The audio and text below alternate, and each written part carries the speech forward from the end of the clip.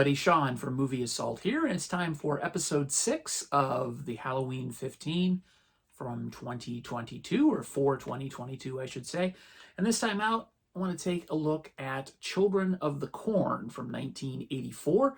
This, of course, is based on a Stephen King story that originally appeared in 1977's Night Shift anthology. And this is a story of a town in Nebraska called Gatlin, where a cult of teenagers murder their parents and take over the town. And after that happens, 3 years later, two adults played by Peter Horton and Linda Hamilton, the character names are Bert and Vicky, they accidentally wander into Gatlin as the result of finding a murder, basically. They hit a kid in the middle of the road, and Bert, who is a doctor, goes to examine him to help him to see if he can help him, and he finds that his throat had already been slashed before this kid stumbled out into the road in front of his car. So Bert feels an obligation that he should report that there was a murder. He starts to investigate, and one thing leads to another, and Bert and Vicky become targets of this child cult because they're adults. This cult won't let anybody live longer than their 19th birthday. And that's really about it. There's a lot of creepy stuff with the kid that runs the cult. His name is Isaac, and he's played by John Franklin in an exceptionally creepy performance. His right-hand man of sorts, Malachi, played by Courtney Gaines, is also pretty impressive with his performance. But pretty much everything else about this movie I found really underwhelming. And I was really surprised because when I chose the film to be included in the Halloween 15, my recollection of it was that it was pretty scary. And I thought because it had conjured up so many sequels. I've lost count of how many sequels there are for Children of the Corn. I think there are 8 maybe. I could be wrong, but I really don't know or care because I won't be watching them. But I figured this was a fairly influential film. It should be recorded in the Halloween 15. Well, I hadn't seen it in a long time. And this isn't one of the movies that I've never seen before. I also include movies that it's been a long time since I've seen, so long that I usually have forgotten anything about the film.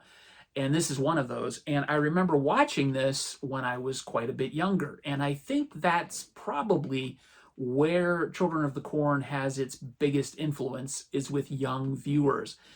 To a youngster or a kid, or even a teenager, this might seem to be a pretty creepy, frightening movie. At least it was in my time when I was a teenager.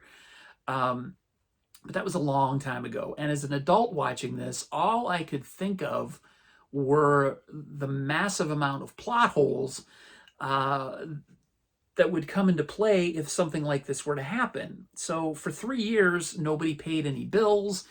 And no companies wandered into town going, hey, why isn't anybody paying their electric bill? Why isn't anybody paying their phone bill?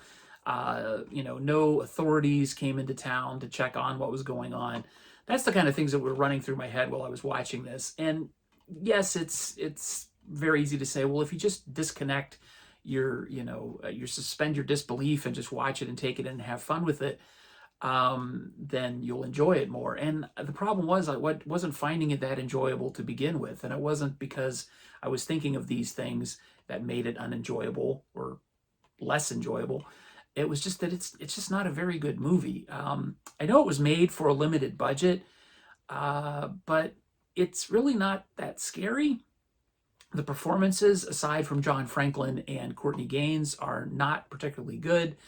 It is interesting to see Linda Hamilton in a pre-Terminator role. She's funny in a couple of scenes, and she shares a pretty good chemistry with Peter Horton as Bert.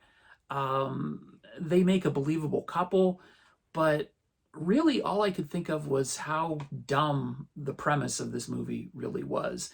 And I think there's a good movie and a good story here, and I have to confess that I haven't read the original Stephen King version, and I've heard it's quite a bit better, and that's probably doesn't really come as a surprise because this telling of the story is not very good. But there's a supernatural element that's introduced later on in the film, and I think if they would have started with that a little bit earlier, it could have maybe changed my opinion of the film. It would have made more sense.